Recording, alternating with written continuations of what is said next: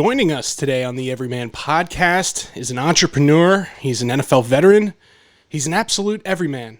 Ladies and gentlemen, he's the CEO of HeartWork Media, our new patron in the Cosmic Canoe, Cameron Lynch. Cam, what's up, brother? Hey, fellas, how y'all doing? What's going on, Cam? Blessed and highly favored, to quote my dear brother DC over here. Blessed and highly favored, man. Welcome to the show. Welcome to the Cosmic Canoe. Really excited to have you on. And right off the bat, my man, tell us, what's up? Where are you? What are you doing? Tell us a little bit about yourself. Yeah, currently in Atlanta, Georgia. I would say my second home to California from LA. So, just taking it easy, one day at a time, staying healthy. There's a lot going on. So there's a lot to talk about, and I'm excited. Yeah, there's a little thing or two that's been, it's like, hey, so what's new with you? And everybody's like, oh, come on, really? Yeah, it's been a wild ride. And I know from our end, Daryl and I, when this whole thing started, we didn't quite know what to make of it, and we did our best. So how did you react? What did you do to kind of maximize that time, and how did you stay positive throughout this whole process? Let's take it from there. Yeah, really, I've been journaling a lot. I've been journaling a lot, meditating about twice a day, just to get set up for the day. Making my bed, doing the small things, to start the day off, just to get going and be productive. Now running a startup company is pretty tough, and just staying focused, staying in the paint, because a lot of times things can draw you out. So just really staying focused, connecting with people like DC to really, once COVID does drop, now we can hit the ground running. That's what it's all about. We talk about networking here all the time, and how much and how important that is. And we're gonna touch on how we kind of all are connected here.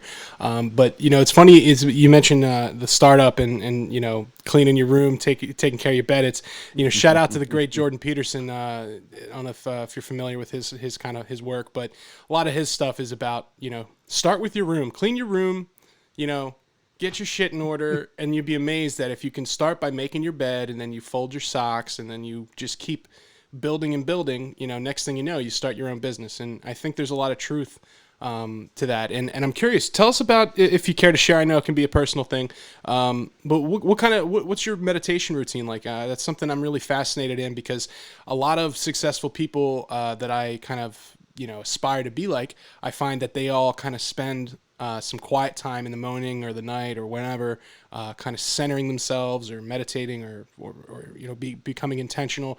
What's your process like, if you'd like to share? Yeah, and I just started this, not too long ago, but really what I do is in the mornings, I don't look at my text or anything like that. I dive into my, and then I'll just sit for 10 minutes, set my alarm for just 10 minutes, and meditate. So I'll count, essentially. So in for 4 seconds, hold for 6 seconds, and out for 8. And I'll do that for a good 10 minutes. And then I'll head outside, right? As soon as I finish my meditation, I'll go outside, get some sunlight, because it actually starts the melatonin process, right? So I can get into bed a little bit earlier, right? A lot of us sometimes are playing video games and stuff like that up too late. So I got to hop into bed, man, so get that going. And then after that, I'll start journaling. I'll write down kind of what my day looks like, what yesterday was like, and set the day up like that. And then I'll dive into my text and get the day started. Talking about meditation, this is something that a lot of successful people, do. I read some Tony Robbins stuff back in the day, and I remember seeing that, that crazy guy starts his day with like a 30-minute meditation followed up by 5 ice bath splashes. And I mean, there's a lot of really cool, when you start kind of digging into how successful people, or how people that you look up to are living, you start finding all these weird things. You're like, oh, you know what, let me give that a try. And amazingly, you find some things that help. I know just doing this podcast, on this Cosmic Canoe journey that we've been in, I've learned so much stuff from our guests, and hearing you talk about meditation and getting your day started right. I mean, that's something that I'm looking to do. That's really cool, man. Yeah. The splash is funny you say that, because I saw something on Uninterrupted in the shop with LeBron, his company, and Pharrell was on there. And so he said every morning he gets the cold water and he splashes on his face. You know what I mean? And that's why he keeps his face fresh. So ever since I saw that, I've been doing that every morning. You know what I mean? And it works out pretty good. So there's just little tricks and tips that I think people have already used. So now just listening and taking those and using it for yourself. Absolutely. Speaking of tips, Daryl commented on my calf muscles the other day. He goes, "Dude, your calves are bigger than mine." I said, "Well, Yeah, one, it's the drumming, but two, when I was like 10 years old, I heard one of my older brother's friends talking about. They're all track athletes, and they were talking about running on their tippy toes up like stadium steps to strengthen their legs. And then I was like, I'm just going to start walking on my tippy toes up the stairs. Like, I just made a conscious effort to do it. And now, like, I can't, 17 years later, I can't not walk on my tippy toes upstairs. And people are like, what are you doing? But, dude, check the calves. It works. So, it's calves. Splash a little cold water on your face and start walking on your tippy toes up the stairs. And I guarantee you, your calves will be prime by the time you're 30 if you start when you're 10. Cam, you got big calves, man? Man, they call me Thunder Thighs, man, in high school. So, I had blue legs, everything, the tree front thighs over here. I'd say that's it might be a little different. That's the one thing that never ceases to amaze me. Been getting close with Daryl and him bringing me into his world and meeting some of you fine NFL specimens. It's like you're all humongous and you're just slightly smaller or slightly larger than the next. And everybody's like, "Oh no, that guy's undersized." And I'm like 5'9". I'm going, "Really? Undersized? Okay, if you say so." So I'm sure you guys all got thunder thighs compared to us normal walking human people out there. Man. Well, my thighs might be thunder, but my calves are flamingos, man. These jokers is ridiculous, man. Start walking those stairs on the tippy toes, man. Hey, man, I used to do that too, like back in Chicago, because that's where I'm from. I used to have the shoes with like little space portions on the front where you can so you can dunk and all that. Man, my calves didn't get big and nothing, but I was dunking though. You got to get those training shoes, man. Those little training jumpy shoes. So crazy. So let's back it up a little bit, and I want to talk about your NFL career and your time in the league. So obviously, from the backdrop of your Skype video there, I see that you're Syracuse Orangemen. So tell us a little bit about your college time and that transition, getting ready to go from college to the pros. What was that experience like for you? Yeah, college to the pros was a beast. I had a chance to finish early, actually. I was an engineering major in college for 2 years.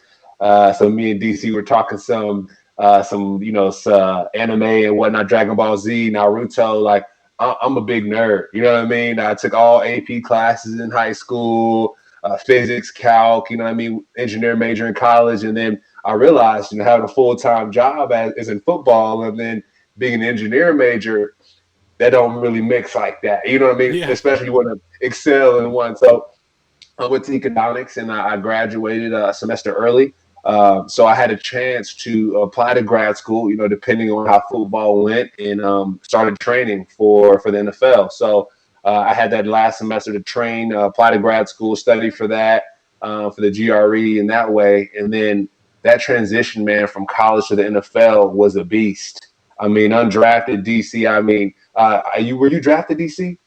No, man. I was talking with my man B Cope today about, because he was an undrafted free agent coming out of UPenn, and then me, the same situation out of ND. And I look at how, just like the tail of the tape, if I didn't talk to my agent and go to that last pre-draft workout, I wouldn't have torn my ACL the week before the draft and missed out on, I don't know, maybe going to the second round with Baltimore. But it's crazy how God works. I end up going to play with Baltimore in 09 anyway, regardless. So, Well, I'll tell you what, Daryl, if you hadn't listened to him, you would have ended up being drafted by the Ravens. I would have ended up having to hate you because I'm a Steelers fan, and this whole Cosmic Canoe journey would have never happened. So, absolutely. I mean, it's like, I'm not, who am I to say? But come on. Yep, absolutely. I think it worked out.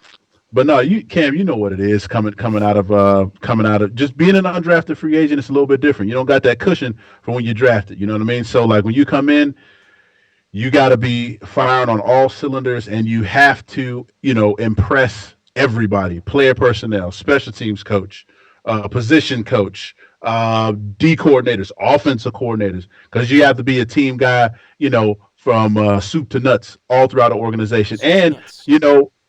like in the community too. Like that helps kind of like bolster them wanting to keep you around. You know what I'm saying? Like if you're a jackass off the field, they're like, I don't know, he's a great athlete, but the people don't like him, so we can lose him. You know what I'm Yeah. saying? So, And it's funny you say that because I do think that's why I was able to stay in the league for 4 years. You know what I mean? Like you said, undrafted, I'm 6 feet tall. You know what I mean? So not as a linebacker, guys are coming in 6'3", 6'2", running four fours. You know what I mean? Came in 6 feet, running like a 4.6. You know what I mean? So I had to be the whole package at all times, right? I had a chance to become the community MVP for the Buccaneers and the Rams, right? That's on my resume. You know what I mean? So when I went from the Rams to the Buccaneers and then back to the Rams, right? The reason why I went back and forth is because the people in the building, they missed me, right? They were like, yo, Cam, like, I'm so glad you're back. When it comes to the people in the cafeteria, the janitor, right? The personnel people, not only the people that are in the front office, but the people that serve us every day, right? I make sure to make those connections because that's what it's at. And at the same time, it's a business, and you want to bring value in many ways. So I made sure to do that, and that's why I think I stayed for 4 years in the league. Justin, you talk about this all the time about the importance of communication and networking, and this is part of our utility belt as everyman. Cam, you one of them too, so you know the importance of going out and communicating with people, which is why they wanted you back. I mean, you got to think about it. So you go from the then St. Louis Rams to my Tampa Bay Buccaneers because I was with them, and then you go back to the Rams, but now the Los Angeles Rams. You know what I'm saying? And then go back to one Buck. Like people have to love you if you go. Like they was probably warring over you. Really, man. We want them. No, we need them. No, we need them. You know what I'm saying? Like I think that's a testament to how awesome you were. Yeah, man, it's a true. It felt like kind of like two parents that get divorced. You know what I'm saying? Like You get him this mom and weekend. dad. Yeah, right.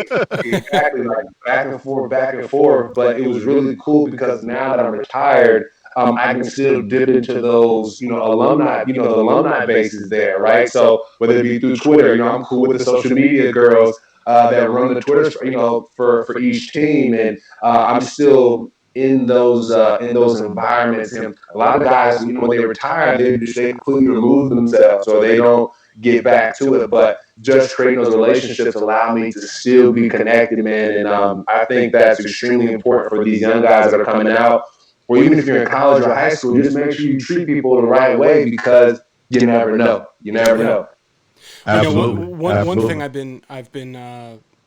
I try to share with as many people as I can, and I know I've talked about it on the podcast here before. A lot of people probably rolling their eyes. I'm going to say this again, but when I toured and with the band and just in general, I learned an interesting philosophy. Actually, I heard it from.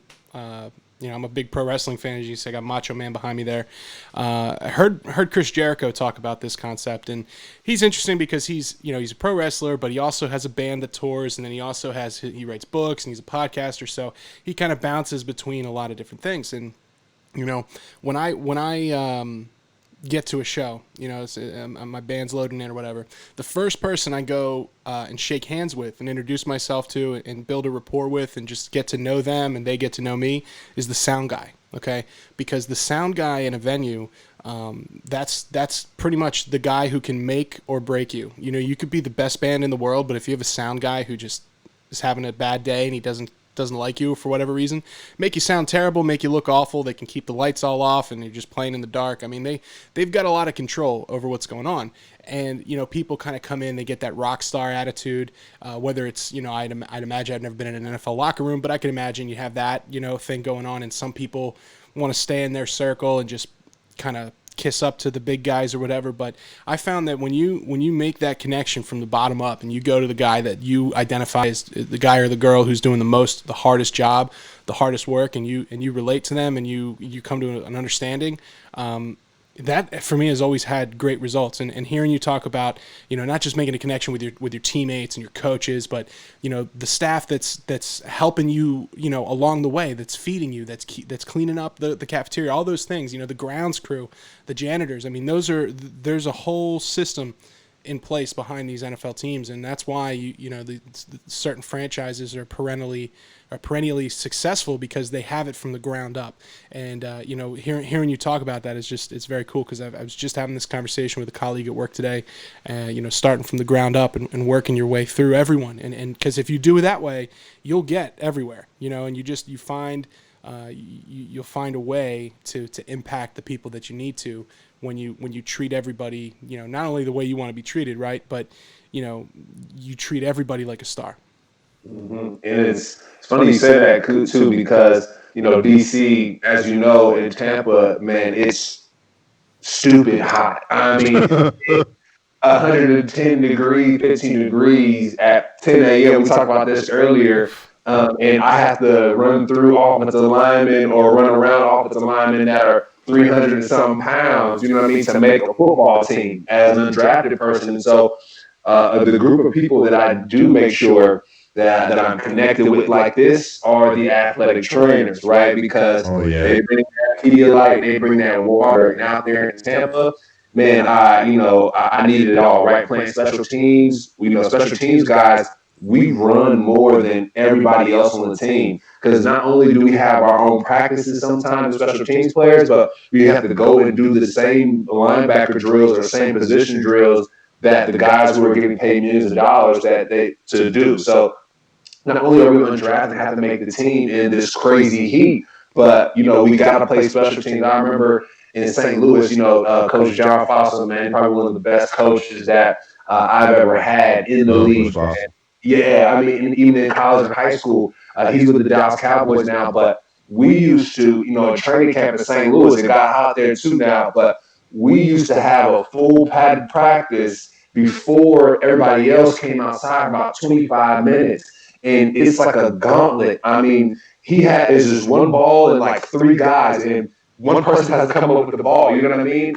Just different type of things. We're just battling. And I had a chance to be on Hard Knocks, for about 2 seasons with the Buccaneers and the Rams. And you'll see some of the drills we're doing there, man. We're just going at it, kind of like an O-line versus D-line drills. We're jacking each other up. And so, and then going out and playing defense. I mean, and having to intercept or punch a ball out to make the team, right? One of the security guys actually told me, his name was, I think it's Herm, and he's a brother out in St. Louis. He's like, look, Cam, he's like, I'm going to look out for you, as a young rookie. He said, I'm going to tell you one thing. To stay on this team, I'm going to touch that football every day. And so I'll never forget that as a rookie. He told me to touch that football every day. And I did. And whether you punch it out, whether you get an interception, but just going back to making sure you're communicating with the people who get ignored sometimes, right? The security guard or the athletic trainers, but having conversations with them kept me in the league. I mean, and so just battling that heat, man, and battling different things as an undrafted free agent was a true battle. Well, I tell you what, we always talk about on the podcast about how we overcome adversity. And another thing that I love that you talked about is everything revolves around leadership, right? But in order for you to be a leader, you need to first learn how to serve. So, that's a big stickler for us on the Everyman podcast. It was awesome that you mentioned that. And another thing, and I got to ask you this question. I've met him in person. I have. He's not very tall, but he's very wide and cut up. Aaron Donald. I need to know if his career trajectory just continues the way it is, he will go down hands down as the best overall defensive lineman this world has seen. But how beastly is he? You've seen him in person. I just get the video, and I might go to camp a couple times. But look, I need to know in person, what is it like? Man, DC, I ain't gonna lie. I done seen Megatron, you know what I mean? I done seen Julio, I done seen Marshawn Lynch, I done seen Tom Brady. I've seen him play. And Aaron Donald, number one, he's 6 feet tall, right? I played against Aaron Donald in college at Syracuse. And this man single-handedly beat us himself at Pittsburgh. Yep. He's blocked field goals. I mean, it doesn't make any sense, DC. So when I went to the Rams to play with him, this guy, he's benching 450 like we bench 225. I mean, he just knocking it off his chest. He's moving 300-pound linemen with one hand this way, and then coming up and hitting another one to move them, displacing the 300-pounders with one hand. One this way, and then one this way, and then making sack. You know what I mean? So, for me, to explain why he's so good is DC through walkthroughs. You know how sometimes before practice you have your little walkthrough for a good hour? And it's a walkthrough, right? So sometimes the linebackers will play O-line and give the look. So every rep he takes, his hands are full speed. Hands and feet are always full speed. So he's always locking out and making a move, right? He's locking out, and so you, like, as an offensive lineman, right? Like, as a show, like, if you're on the show team, you have to be ready because he's going to jack you up every time. It doesn't matter if it's practice. It doesn't matter. It's always full speed. And the wildest thing, I'll tell you a story too, the wildest thing we're at the Rams is the offensive coaches, they would say, hey, when the ball would hike, Aaron would blast through, and they would say, hey, just don't even worry about Aaron. Just block the air as if he was there, and then work your way back. I mean, come on. I mean, what is that? What is that? Like, we're doing cage drills, we're doing ladder drills, we're going to go weak inside back and special team players like DBs, running backs. Aaron Donald's right behind us doing it better than us. So it doesn't make any sense, man. And like you said, he's a walking Hall of Famer, DC. And he will go down as one of the best defensive linemen to play the game because it just makes no sense.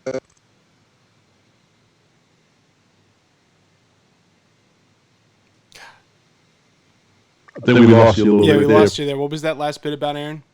Oh, I was saying it makes no sense. That's what I was saying. I'll tell you what. I just, as I said before, I'm a big Steelers fan, and my family's from Pittsburgh. My dad went to Pitt, so I've always kind of paid attention to Pitt football. And not too long ago, I saw a photo on Instagram of James Conner and Aaron Donald working out, and it was like one of those ones you swipe over. Like the first photo was them two just like, strutting, and then the second photo, I was like, oh, it's Aaron Donald again. Like, this guy's huge, but it was James Conner.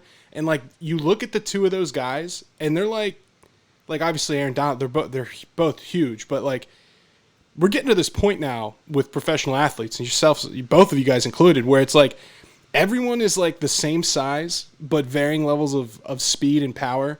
And, I've always thought it would be cool if, like if you imagine, say, like, L.A., had like shared rosters, right? Where like one player has to play on the basketball team and like they have to rotate. Like now we're getting to the point where you really could do that. Where like Aaron Donald is so athletic and so just superior, he probably could go learn how to play ice hockey or go play small forward. Like, and you look at a guy like James Conner or LeBron James, or like any of these guys now where they're like prototype size, where everybody, I mean, the NBA is turning into that, everybody's 6'9" and, runs a 4.2. It's just out of control. And so I see some of these athletes and it's just, I think about like Casey Hampton, defensive tackle for the Steelers. Granted, it's a 3-4 defense, a big different thing they're asking him to do there. But even guys like Reggie White, and then you look at a body like Aaron Donald, and it's just like, how did we get to this point? Everyone was like, and I think this talk about the technique, and the hand movements and stuff, like, I don't think the average fan knows all that stuff's going on within a singular football play. And like in every single play, there's hand-to-hand combat almost in every position, life or death decisions, all these things going on in a split second. And what's the average NFL play last? Like 4 seconds, if that. I mean, it's so quick, and the speed and the power and everything is just going so fast. And I'm curious, for both of you guys who, you've been on the field and you've seen it, in different eras. But Cam, how did you see the NFL change from the time you got to college to the time you were playing in the NFL? And then like looking at it now, do you guys see that constant progression the way that I kind of, from a couch perspective?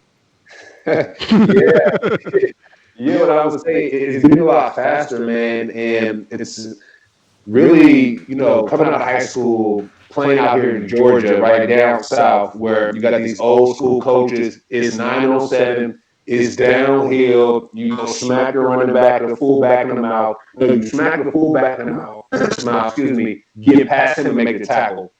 That's it, right? Like if you get stopped by the fullback, like get off the field. I mean, you're gonna get off the field. But really, like going to the, and the same thing in college too. I mean, I had these coaches from the Midwest, from Michigan State, and it's just downhill football, isolations. You wrap over top and you make the tackle. But as time progressed, going to the NFL, you have to become a defensive back as a linebacker, essentially. You have to train. When I did my pro day, I did the drills that the DBs did. You know what I mean? I'm flipping my head over my head and going for a deep ball, going and catching it and running it all the way back. But that's how it is these days. You get guys like Christian McCaffrey, or you get guys like Alvin Kamara in the slot. You better hope you did some DB drills, because if you didn't, that's your tail. I mean, you know what I mean? And these guys are getting stronger. The balance is getting better. I mean, playing against a guy like Alvin Kamara, for example, I mean, this guy's pulling a truck, you know what I mean, behind him,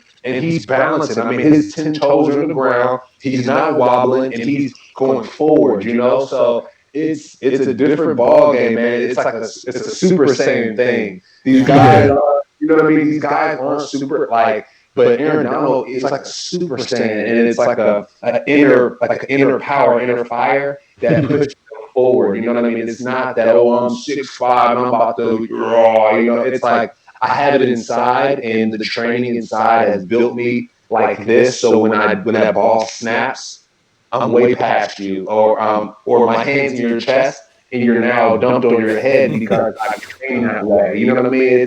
It's just second nature. Well, I mean, I'd have to say the one thing that I've learned, or that I have seen from the game since I had my cleats in the ground, my hand in the dirt, is, and you spoke to it with Aaron Donald, it's just the attention to detail with young players.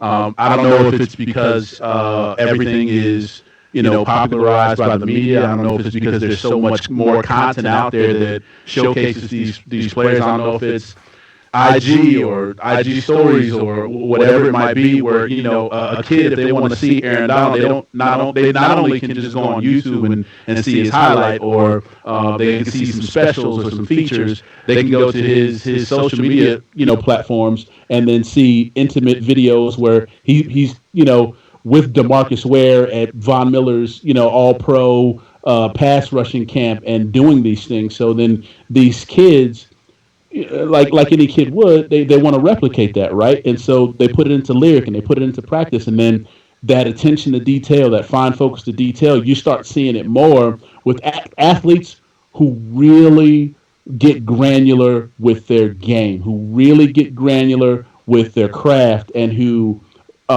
implement that in every facet of it. Now, in the high school level, I coach defensive line out here at New Egypt High School. Now, let me tell you, there's some kids that just don't get it, you know what I mean? But for the ones that are on every professional athlete's words, which is why it's important for us to be role models, because these kids are watching, you know what I mean? So if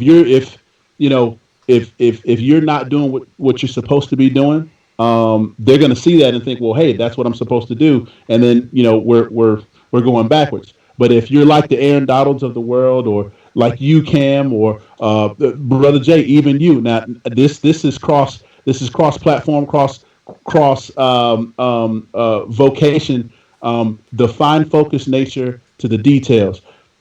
You say, Cam, you never know. You don't know how much Aaron Donald is doing in one play with trying to displace an offensive lineman, one, and then coming back two with another. All of the technique that goes into that, the core balance, the hip movement, the arm roll. A lot of people don't realize too, grip strength. Whether it's the back three of your hand or the full four. What that means, how to pivot your elbow to maybe help in displacing an offensive lineman.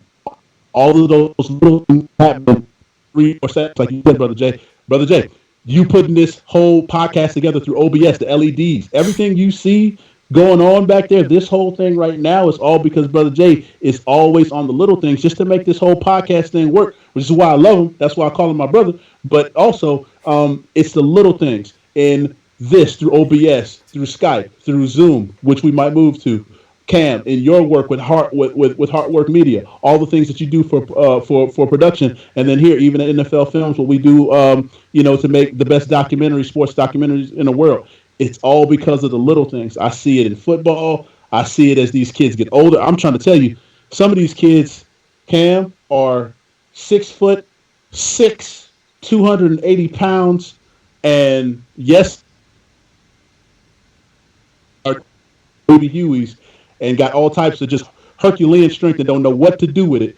But that's just the way of the world. The Aaron Donalds are the freaks, the 1% of the 1% of the 1%. Those are the guys that's going to go down. You're going to compare him. Like, who else can you compare him to? Who do you know that can take 2-3 guys into the backfield at Pittsburgh and sack a quarterback at the point of attack? I don't know. Nobody can do that. No one. You know what I mean? Same situation here. I don't know anybody that can do what it is that we're doing, each within our own perspective fields, and the reason that is because we all pay attention to the little things. Well, let me draw a connection there to kind of again one of my passions just because I don't want to assume about the nature of professional football, but so in pro wrestling, and I think this is also being shown in the music world, like just being a musician, being somebody that's into playing an instrument, whether it's guitar, piano, xylophone, whatever.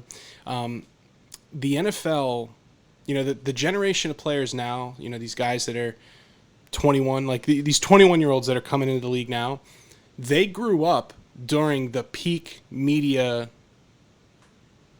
concentration of NFL football. Whereas, I'm like, I'm a half step behind that at my age where, the NFL was still big, but it wasn't viewed, I don't think, as like the number one thing when I first started paying attention to football. Like my earliest memory of football is Neil O'Donnell throwing a pick six in that Dallas Steelers Super Bowl, and then you fast forward to now where you've got guys that grew up with photos of Tom Brady on their wall and now they're playing with him, and you have that in things like pro wrestling where something gets super popular, like you've got a bunch of little kids watching Stone Cold and The Rock and they go, I want to be that.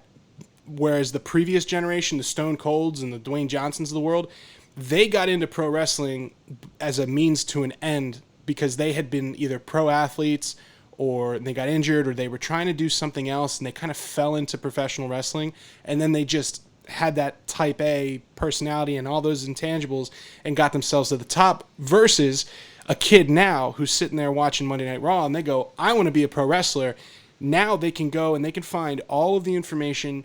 They can find the wrestling schools, they can find the coaches, the podcasts, all the things that used to not be there in that previous generation. So by the time they're 21, 22 years old and they're getting into the business for themselves, they're like further ahead than that previous generation, and it keeps going and going and going, which is why when I go to NAMM now, the big music conference, and I see I'm no longer surprised by a 10-year-old kid who can play better than me. It's just I assume if I see a child at NAMM, they're just as good as me because the gap has closed. There's no gap anymore between the availability of the education and even one step further, shout out to Big Jim, my brother, former Extractus player, bass player in the band. He played at Temple University. He was a walk-on, and his younger brother now is playing football, and he's getting into high school. And like when Mike was getting ready to, he needed help putting together a highlight video, versus now his little brother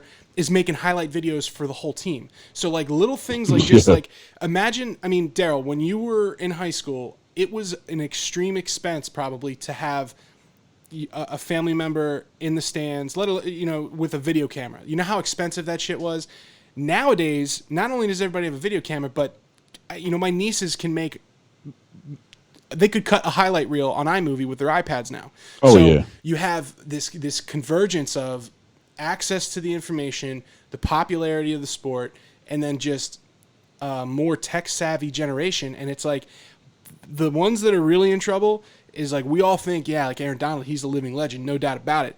But goddamn, can you imagine what the next Aaron Donald is doing right now? I mean, there's some 13-year-old kid who's watching all this stuff, who's already figured out his fitness, who's already figured out his diet, studying all the film. Now you can, you can pay a subscription fee to get the all 22 film now. You couldn't do that 10 years ago, 12, 15 years ago. There's people sitting there for fun looking at, all 22 angles just to get the knowledge. So, I think that next wave is going to be hard to stop. I tell you what, let me ask you this question. Cam, your high school highlight tape, what song was playing? Man, I haven't heard it in a long time, but I think, you know what, to be honest, my mom actually was in the stands recording my games, all my stuff, right? And my mom and I were the ones who edited my highlight video, right, in high school at the age of 15, 14. And I think really it was a royalty free song, you know what I mean? Just so that, there's no copyright infringement. But we made sure that was the case. She Googled it all. She told me to compile a list of my top 50 colleges, slap my face and my information on top of the CD, and we sent them out to all 50. But it's just crazy, like you said, how things are changing. And I don't remember what's on my highlights. It was probably some rock song, to be honest, with some instrumentals to keep the people hype and, let it play. I tell you what, see, here's the thing. If you're, because we're both nerds, right? Either you got rock music playing, or you got like something just you totally wouldn't even think that, like it'll be like some old school music or some jazz or like just something you never think. My high school highlight tape, I played Rubber Band Man. Come on. From the Spinners. So let me paint a picture for you guys. This is how nerdy I was. So I was super geeked at like the All-Star game. You got the north side, you got the south side, everybody sitting there like, you talking trash, you know what I mean, that whole thing, right? Everybody's highlight tape plays. Mine plays last. And being that I was an inside, actually, Cam, I started inside linebacker when I went to Notre Dame. So I was 200 and, 5 pounds or whatever, but I averaged like 20 tackles a game. I was a monster, bro. I was a monster. So I'm playing Rubber Band Man. It comes do. And people were losing their mind. They're like, "What the hell is he playing?"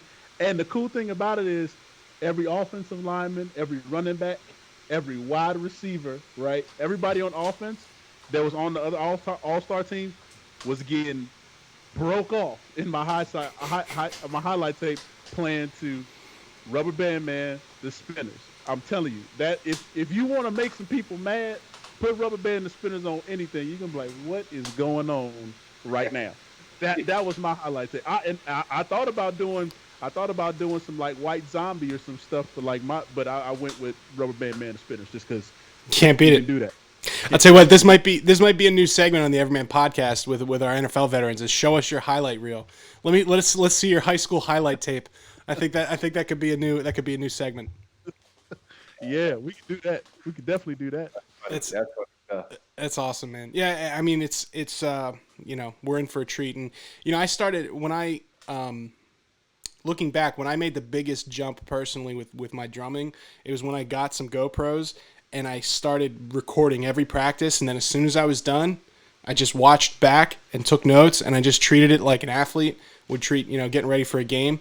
And then you start finding the holes, the little gaps. We talk about the nuance, and everything. And once you get your mechanics down, then you're looking to fine tune and really hone in on where you can improve. And for everybody listening to this, whether you're a baker or a writer or a business person, I mean you can benefit a lot from journaling, from meditating, and also just recording what you're doing and then reviewing it. These podcasts we listen to them, I mean, you've got to stay, we talk about constantly working to master your craft, and hearing from you, it sounds like it's what you've been doing since day one, man.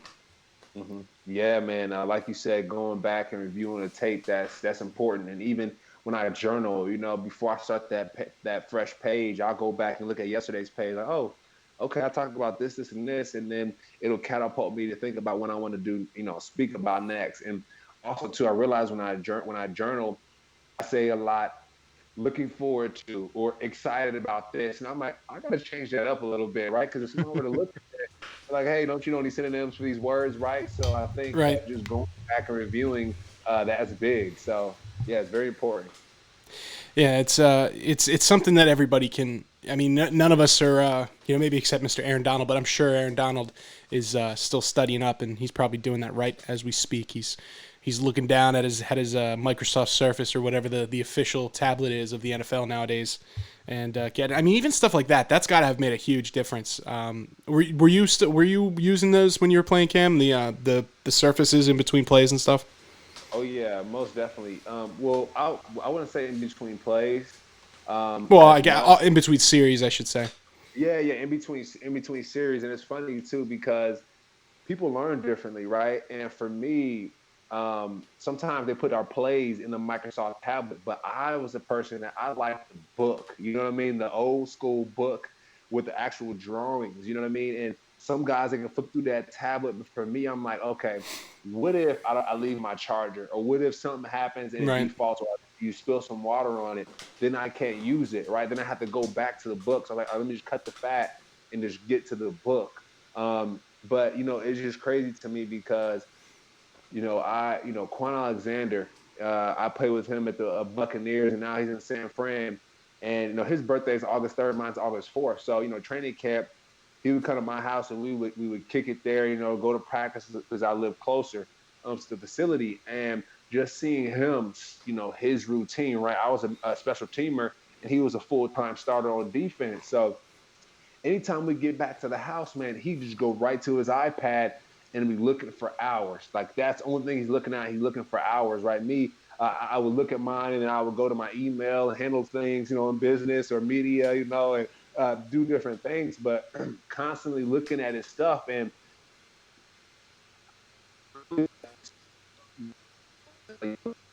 people kind of having this granular idea and looking at different things and picking that apart and dissecting it and making it their own.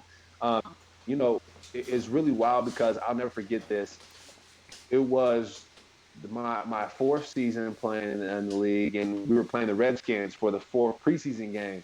And so I knew I had to ball out to make the team, right? I'm a bubble guy, and so it was me and Riley Bulla battling for this position. So the night before, Quan and I are sharing a hotel room, and he's not playing the fourth game, right? A lot of times the starters, they don't play; they let everybody else go and play special teams and defense Make the because we got team. to make right. We got to make the team. So it was wild because I asked him, I said, yo, how do you do it, man? Like, how do you get that ball? Right. A lot of times I see you get an interception or getting a fumble. Like, how do you do it? And he's like, man, the night before, you just manifest it, right? You watch the film, you watch who you're going against, and you manifest the play. You manifest you knocking the ball out. So I was like, oh, okay, we're eating some chocolate chip cookies, just chopping it up, watching TV. And so I do that the night before, and we're playing the Redskins, and I'm going against this running back, and I see a play that I've seen since college, right? It was a pull play where the guard, the center of the guard, they block down the other guards coming around. And, I know the other guards coming around. So I beat the guard to the spot. I beat the running back to the spot. And what I do is I put my helmet right where that football is and I knock it out, right?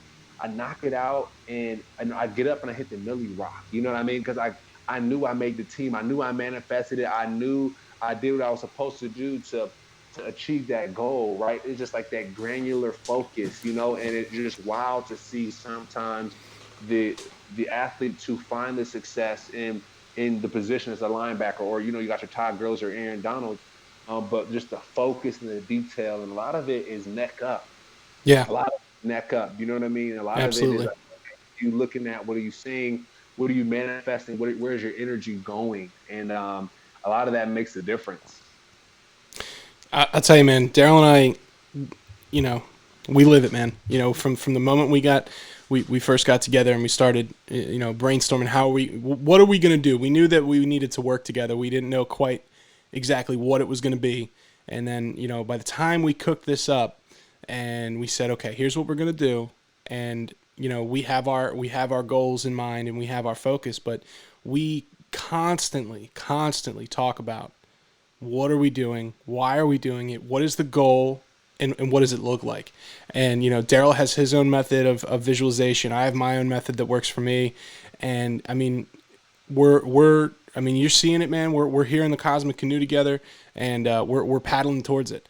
And it starts with talking about podcasting, and as we kind of bridge into talking about your business, HeartWork Media. When you start something out, the hardest thing to do is to be the guy that takes that first step, the guy or girl that takes that first step. Last week I started back to work, and we have a beautiful gym and training facility at our headquarters, and didn't want to get up at 6 o'clock, get in the gym. Your brain, like my brain was talking me out of it. Like I heard my alarm, I get up, I force myself to stand up out of my bed. And I got this thing, like if I stand up out of bed, I got to go, like I'm not going to, I don't want to embarrass myself and stand up out of bed and get back into bed. That's like, to me, that is just soft as goose shit. I can't do that. So, by the time I got to the gym, by the time I did my workout, and then I'm at my desk and I'm getting my business started for the day, and just that mental clarity. You talk about that granular focus, and it all comes together, and then all of a sudden, then things throughout the day are clicking, and I'm being way more productive. And oh, wait a minute, I got this business idea. Hang on, let me fire off an email here. Oh, wait, let me call Daryl. Hey, what do you think about this? And then next thing you know, here we are. And it's something that we live. We talk about it at length sometimes, and maybe we hammer it a little too much. But whether we're talking to gentlemen like yourself, NFL players, athletes that turn themselves into entrepreneurs, or the world's best musicians, guys like Kenny Arnoff, who can go from drumming with Elton John on Monday to Stevie Wonder on Tuesday. I mean, that's literally what this guy does. And the common thread is visualizing what you want to do, putting the work in, and just taking that first step. Like, oh, don't worry, is anybody going to listen to my podcast? Is anybody going to watch my video? Maybe not. Maybe not at first. But you know what? Take that first step, stick with it, keep going, and you will see the fruits of your labor. Mm-hmm. Absolutely. Mm-hmm. Absolutely. Yeah, it's important, man. And two, a lot of things, something that I'm working on right now is slowing down. You know what I mean? A lot of times, and I was, DC, you and I were talking about this, but just having a lot of energy, you know what I mean? My marketing director and I, we have a podcast called Energy Captains, and I'm vibrating a lot, the frequency of vibrating a lot. So what I've been focusing on with my meditation is just slowing down, standing in the stream so I can see through the bottom, right? A lot of times you're moving, you're vibrating, it gets cloudy. And even with business, right? I had a little snafu, you know what I mean, with business and clients and contractors where things didn't go how I wanted them to go, right? Even in my personal life with my partner, right? Things were a little cloudy there. Things were cloudy in business. So, and this, amidst COVID, right? It was not too long ago. So I was like, okay, I need to figure out kind of how to stand in the stream, slow this down. So I started meditating. I started journaling, and really taking a lot of things off my plate so I could focus. And that really helped me out a lot. And it's allowing me to be present, getting off my phone a little bit more. It allows for me to slow down, right? Because in media, we have to be on our phones a little bit more than not, right? To get the news, to get different things and stay hip. So getting off my phone between certain business hours to really focus and be intentional when I do connect, right? And a lot of times you have a lot of energy. Sometimes you do things, you double book. You know what I mean? I'm gonna be there. Oh wait, dang it! I told them I would be there, and I'm realizing too, that can hurt people's feelings. You know what I mean? When you're late to something or you double book that, they're like, dang, like what about me? You know what I mean? What about me? So Mm-hmm. I'm working on slowing down, being more intentional, and focusing on my craft and what I'm doing, just so I can get the outcome that I think that I would want. Yo, Cam, it's funny you said that. Real quick, brother Jay. Harold Swain was the team chaplain in Baltimore in 2009. He was my original team chaplain in Chicago when I came into the league in '03. So from '03 to '09, like I left Chicago in '05. I go to Cleveland for a season. I go to Tampa for 2 seasons. I'm on the shelf for a while, and then I come back to Baltimore '09. A lot of shit's happened. He hasn't seen me. I played arena ball. I've been back and forth to the league. And that point you just made about slowing down is so critical because Absolutely. when I was younger, it was like I felt everything had to be blitzkrieg. I gotta jet this gap as a three technique and get into the backfield and just I gotta beat everybody. And you don't think about again those little nuanced things that you were talking about, brother Jay, about what you were talking about, Cam. And I didn't get it. I wasn't processing the slowdown that you need to maximize your full potential until I met a guy by the name of John Greenwich in Northern Illinois, and I started getting immersed in mixed martial arts, particularly Wing Chun. So this MMA instructor would beat my flipping butt. I mean, he would. Oh, dude, and I did it for hand speed and just kind of he called it key control or whatever it is. What it amounted to is slowing down, right?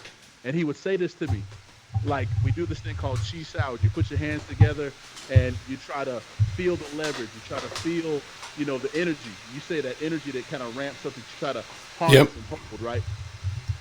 And when the energy was off, he jabbed me dead in my mouth, bomb, and I'm like, oh, what is going on? He's like, and he would say, you have a noisy mind. You have a noisy mind. It's to calm your mind. You won't be able to defend if you have a noisy mind.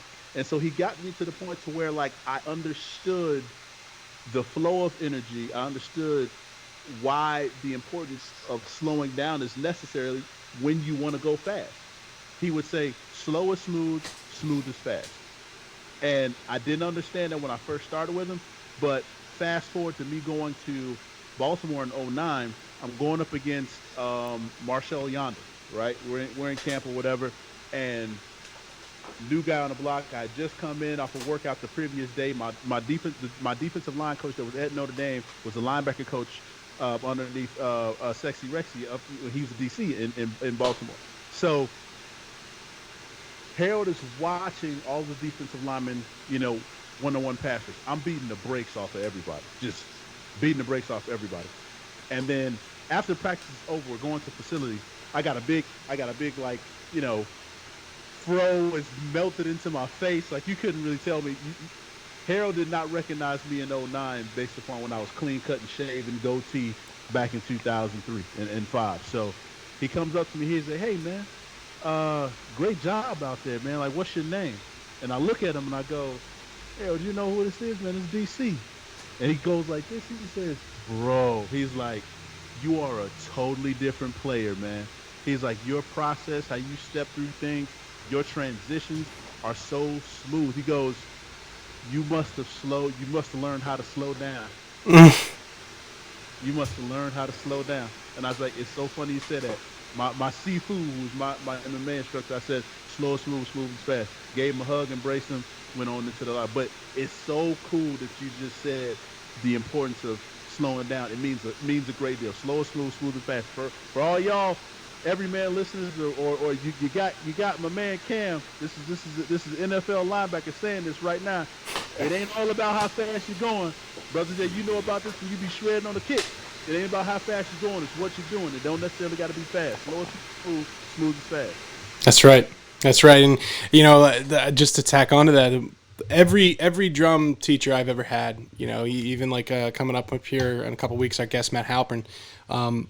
If you can't, your brain, in order to understand something like a rhythm, like a complicated rhythm, because really what you're doing when you're drumming is you're spitting out rhythms that have existed since the beginning of time. Like, we're not really inventing new percussion here. You're just kind of tapping into existing rhythms and trying to build this erector set of funk up to the sky. And, if you can't process, like, your brain's not going to process a rhythm at 100 miles an hour. It's just not, you need to understand it slow to be able to play it fast. And like, people, you play a certain tempo and you're like, okay, I'm just going to, and it's like, nope, not it. And you got to take it back, and you can't play it fast unless you play it slow. And, every great, music lesson in history will lead you to that point. And, I want to kind of pivot here into talking about, your pivot, so to speak, from the NFL and into business. So tell us a little bit about HeartWork Media. What's your role there? What was the kind of idea behind that, and what are you guys up to with that? Yeah. So really, for me, in college, right, I have my own show called Cam's Camp, and looking back now, it's horrible. I mean, I had a button-up shirt on, college shirt on with basketball shorts. You know what I mean? And I'm like, if you look at it now, you're like, what the heck is going on? But that, that was my start. You know what I mean? Like you said, sometimes you got to start and go. And that was my real start to like get in front of people. It's on YouTube. And I'm interviewing my teammates left and right, like, hey, we're playing Pitt this week. We got Aaron Donald. What are you thinking? Right? Ask them those questions. And also, too, I'd interview the managers, right? We were with the managers. I got old helmets on. I mean, just creating television, it's creating content. And so as time progressed, I kind of went on my own shows with the Buccaneers and with the Rams, but being a bubble guy, I'll never forget. I prepared for a show called 52 Seconds of Cannon Fire, right? I was number 52 for the Buccaneers. I mean, you got those big cannons at the, pirate ship going off for every touchdown.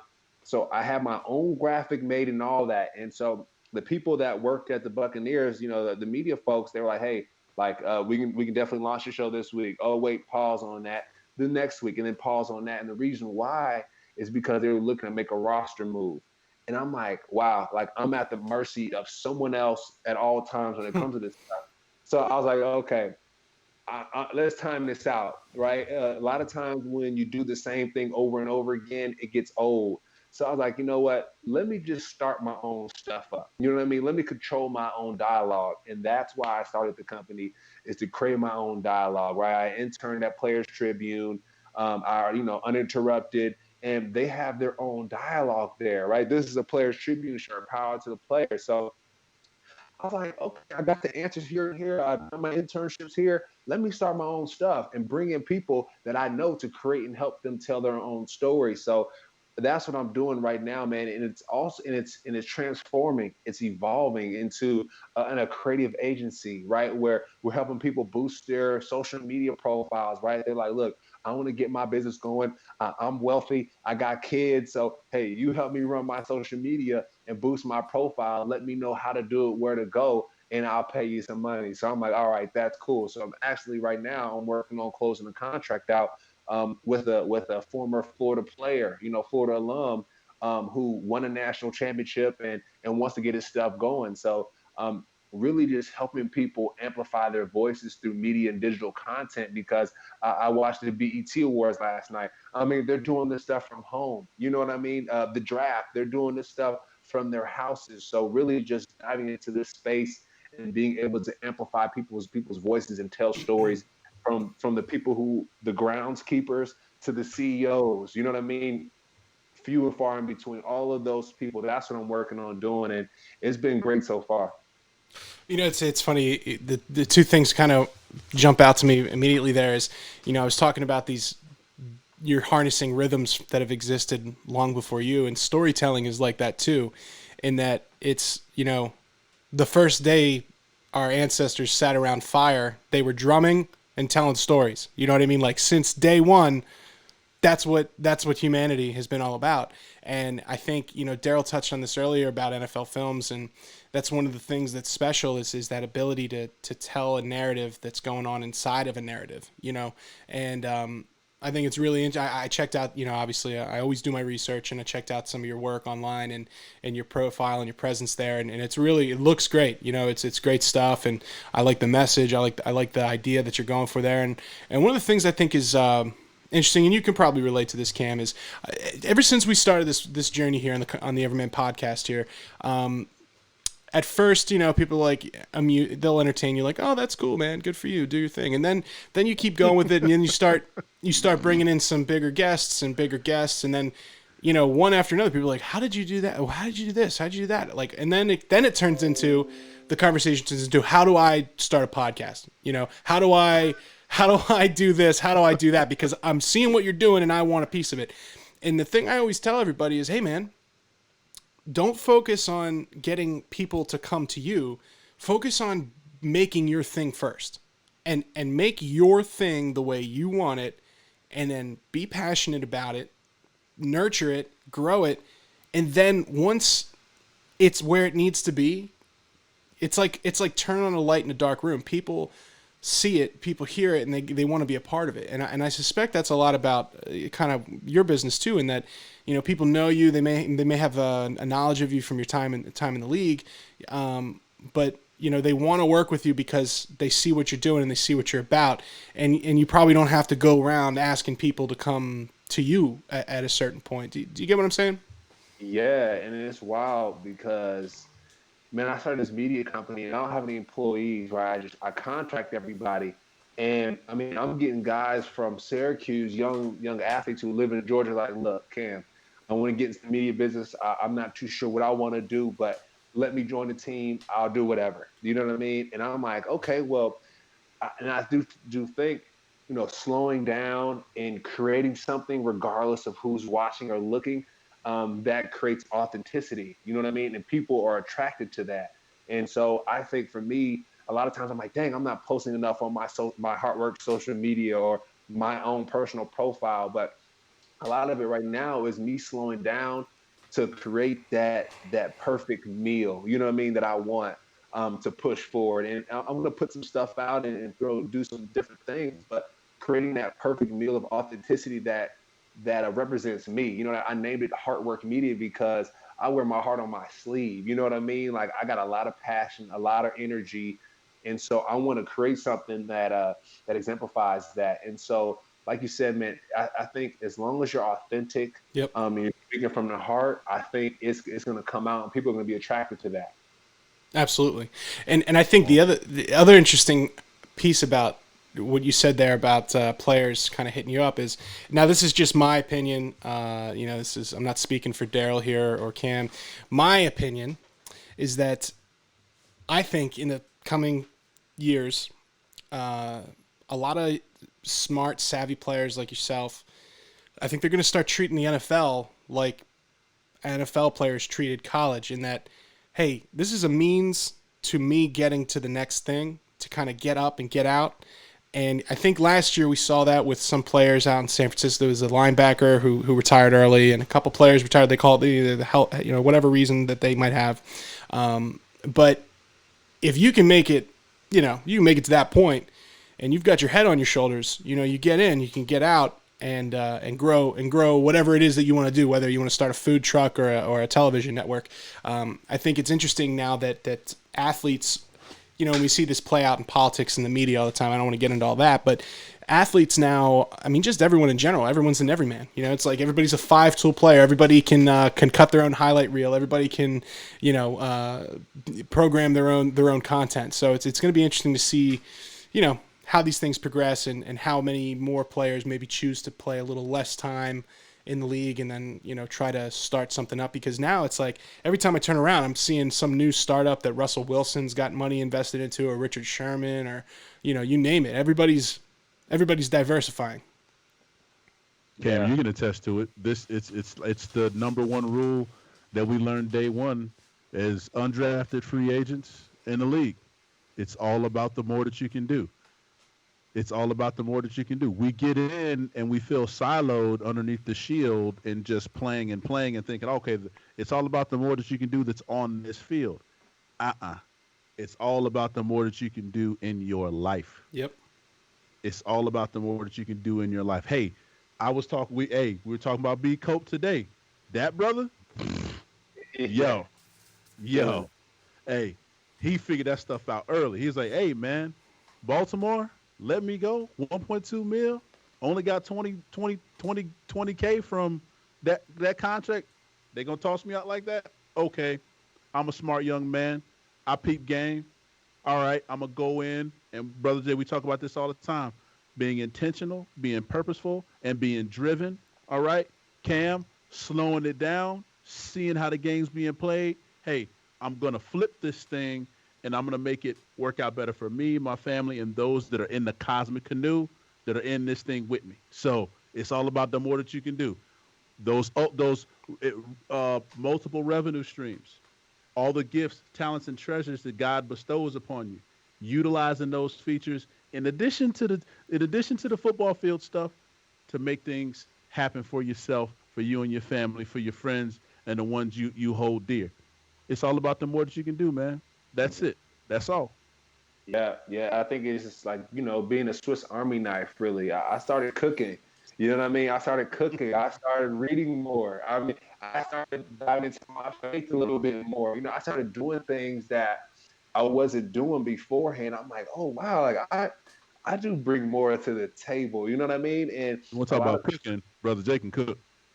That one oh cook right there. I like to smoke the Yeah. meat. You know what I mean? I'm a barbecue man. yeah. I Okay, got I what, got what, what, dog. Let me just tell you something. I got 3 racks of spare ribs in the freezer right now for 4th of July. I like to get down with brisket. Nothing makes me happier than waking up at like 3:30 in the morning, throwing a good 15-pound slab of beef on the smoker and just letting it ride. You know what I mean? Then you go back to bed, you wake up and you got a half cooked meat there. I got a smoker and it changed my life, man. If you're into barbecue, or even if you're not into barbecue, just get a smoker and then you will become a barbecue addict. This is my biggest problem, Cam. Is I'm like, I don't know, you call it whatever you want to call it. I'm like addicted to being addicted.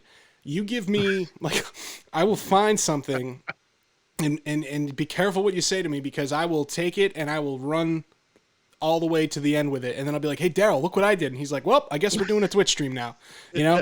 And it's just, I get into stuff. I've found, you talk about, growing and learning. You find ways to kind of harness your maybe your deficits for good, right? Turning those things into bad. So I've turned it away from bad things, and focused it more on podcasting, broadcasting, business development, all these things. mm-hmm, mm-hmm. Mm-hmm. And I gotta say, I just realized this is the first podcast we've done where it's not just me that has a picture of me behind me. My man Cam over here, has got this got a whole beautiful billboard. cornhole board with his own face on it. I love it. Is that a custom? Was that sold in the store? What's the deal with that? Yeah, man. Shout out to Victory Tailgate. You know what I mean? They hooked it up. Yeah, I mean, I wanted to show love to Cuse, man. You know what I mean? Cuse, really, to be honest, playing football and all that in the NFL, things come and go. You go to different teams, but this is one thing that stays constant. You know what I mean? So that's why I always want to show love to the alma mater. And actually, right now we're just working on some things there now where we're bridging the gap. Right? There's a lot of times, I don't know if you all feel this, DC, or but the generation gap between your colleges, sometimes you're not connected with the alumni there. So we're working on that now, where we can tap into the younger athletes and the kids on campus, and bring them resources, that they need. And with the social injustices that are going on, some of them don't feel like they have a voice. So really figuring out how to give them those resources, whether it be through the NFLPA, you know what I mean, and the NFL, our NFL union, and saying, hey, we there's some young guys that need this social help. You know what I mean? And so we're working on that, bringing that to them. So yeah, I got this up here as a talking point to kind of to lean on. Right, that's where I got my media start. You know what I mean? Through Syracuse. So much love to Cuse, and the memories that were created there. Awesome. I love it, man. I love it, and I think that's a great place to leave it till we bring you back on, man. Cam, tell the audience here, every man and the every woman in the Cosmic Canoe with us, where can they keep up with you on social media? If anybody's looking to kind of take their business or take their project to the next level, how can they get in touch with HeartWork Media, and just generally give us the plugs, brother? Yeah, so Twitter, HeartWork Media One, and then HeartWork_Media on Instagram, and I have a website as well, heartworkmedia.com, and really just reach out to me. I'm gonna respond. You know what I mean? We might have that check on there. That don't mean nothing, right? I'm about the people. So please, hit me up if you want to conversate. A lot of times people say, "Oh, let me pick your brain." Hey, I'm down. I hop on the phone for 30 minutes and give some advice. So shoot me a line. Let me know what's up, and I'm gonna respond and show love. Hey, you can take it from me, folks listening. I'll be picking your brain. See, this is what I mean. You gotta be careful. You don't make an empty gesture to a vigil. I'll take you up on it. That's awesome, man. Cam, this was a great conversation. Appreciate you, Cam. Seriously, man, thank you for joining us. We're praying for you. We're keeping you in our thoughts. We got you on the prayer board. We got you in the canoe, and just keep doing what you're doing, and keep the message going. And we look forward to having you back on again soon, my brother. Well, definitely, DC, y'all. I appreciate it. The Cosmic Canoe It's been great traveling with y'all, and look forward to doing it again. Amen. Yeah. All right, brother. All right, y'all.